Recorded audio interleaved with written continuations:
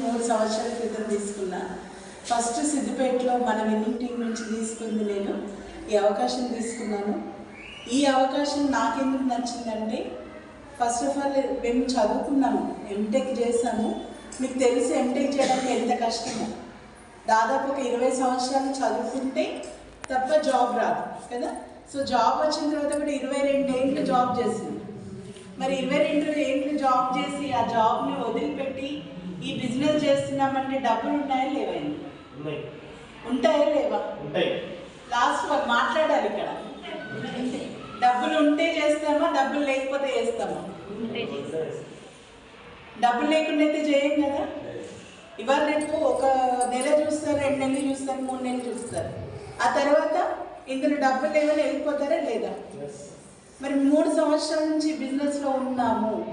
MTech చదివిన చదువు highest, అసలు టెక్నికల్ ఫీల్డ్ అంటేనే హైయెస్ట్. అక్కడ మామూలుగా డిగ్రీలు వేరు, ఇంజనీరింగ్ వేరు. ఇంజనీరింగ్ కంప్లీట్ చేసి అన్ని సంవత్సరాలు చదువు పక్కన పెట్టి మేము ఇందులో చేస్తున్నామంటే ఇంకా ఫ్యూచర్లో కూడా ఇంకా ముందనే కదా నిలబడుతున్నాం, అవునా?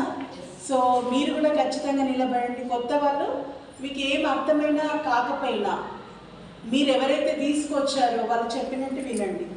లేదు ఇప్పుడు వాళ్ళకి తెలియదు, వాళ్ళు కూడా మీలాగే కొత్త వాళ్ళు వచ్చారు. నేనైతే చెప్తున్నా కదా, చివరి శ్వాస వరకు వెస్టీజ్లోనే ఉంటాను. వెస్టీజే నా లైఫ్. సో ఎవరైనా ఈ రోజు వచ్చిన వాళ్ళు కూడా, మేడం నాకు ఈ బిజినెస్ ఎట్లా చేయాలంటే నేర్పించడానికి రెడీగా ఉన్నా. బయట ఎవరైనా నేర్పిస్తారా అలా మీకు? చెప్పారు కదా ఇందాక, మానస మేడం కూడా చెప్పారు. మనం తీసుకొచ్చిన వాళ్ళు ఈ బిజినెస్లో ఉన్నా లేకపోయినా సిద్దిపేటలో విన్నింగ్ టీంలో నేను మాత్రం ఖచ్చితంగా ఉంటాను. దానికి ఒక ఎగ్జాంపుల్ చెప్తాను. రీసెంట్గా లాస్ట్ ట్యూస్డే అనుకుంటా కదా, ట్యూస్డే నేను పడ్డాను ఇంట్లో.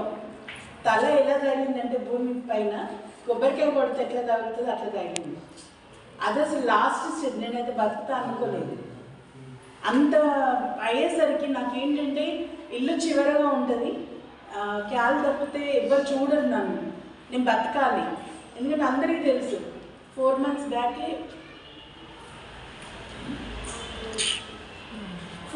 బ్యాక్ మా సార్ చనిపోయారు. సో నేను కంపల్సరీ పిల్లల కొరకు ఉండాలి. కానీ పడ్డాను, నేను బ్రతకాలి. నాకు ఎందుకంటే చాలా 4 నెలలు కదా అయింది. అంటే ఒక ఏంటంటే ఆవేశం, నేను బతకాలి, పిల్లల కొరకు బ్రతకాలి. మళ్ళీ ఇక్కడ నన్ను నమ్ముకుని చాలామంది ఉన్నారు, అవునా? నేనైతే నిజంగా అసలు చెప్తున్నా, నా పిల్లలు ఎట్లనే మీ అందరినీ కూడా అట్లనే భావిస్తున్నా. అసలు ఆ పడ్డదానికి నేను స్ప్రో తప్పి పడిపోవాలి, అయినా కూడా లేచి బయటకు పరిగెత్తి మా పక్క వాళ్ళని పిలిచి నేను పడ్డాను, నాకు ఏదైనా అయితే హాస్పిటల్ తీసుకెళ్ళండి, నాకు బతికించండి అని. అంటే అంత అలా వెళ్ళాను కాబట్టి ఇప్పుడు నేను ఉంటున్నాను. లేకపోతే మాత్రం నేను అసలు ఉండకపోయేదాన్ని. హాస్పిటల్ వెళ్ళాను, అక్కడ ఇది చేయించుకున్నాను. ఫ్రాక్చర్ అయింది, 1 month రెస్ట్ ఉండాలి. మరి ఇప్పుడు నేను అప్లైకి కారణం చెప్పుకోవచ్చు కదా. ఇప్పుడు ఈ బిజినెస్ ఇప్పుడు నేను 4 రోజులైంది కరీంనగర్ వెళ్ళాను, మా తల్లిగారు తీసుకెళ్ళారు. ఒక్కసారి నేనున్న సిచ్యువేషన్లో ఎవరైనా ఏమంటారు, బిజినెస్ మానేయమంటారు. ఎందుకంటే మాకు ప్రాపర్టీ ఉంది, ఒక ఇల్లు ఉంది, ఆస్తి ఉంది, నాకు అన్నదమ్ములు ఉన్నారు చూసుకోవడానికి, ఒక మా సార్ లేరు, అంతే. నాకు ప్రాపర్టీ ఉంది, నేను డబ్బుల కొరకే బిజినెస్ చేయట్లేదు లీడర్స్. అదొకటి గుర్తుపెట్టుకోండి మేడం, డబ్బులు చాలా అవసరం మేము. అందుకే ఇప్పుడు నేను పోయినా నా పిల్లలకు 10 లక్షలు ఈజీగా వస్తాయి. అలా ఉంది, అన్నీ ఉన్నాయి మాకు, ఏం లేదని లేదు. నా పిల్లల్ని గారభంగా చూసుకుంటారు మా అన్నయ్య వాళ్ళు. అయినా కూడా నేను ఇప్పుడు 5 రోజుల నుంచి డైరెక్ట్ ఈరోజు మీటింగ్ ఉంది, నన్ను తిట్టారు కూడా. ఎందుకు, ఇంకా రేపు సండే కదా, రేపు సండే ఉండండి తర్వాత ఎల్లు అని అన్నారు. అయినా కూడా లేదు, నా డౌట్లెన్స్, నా మీటింగ్ ఉంది, నేను మేడంని రికగ్నైజ్ చేయాలి అని నేను వచ్చాను. నేను అప్లైన్ చెప్పుకోవచ్చు కదా కారణం, చెప్పాల్సిన అవసరం ఉంది. ఇక్కడ బిజినెస్ ఎవరు పాస్ లేరు, అవునా?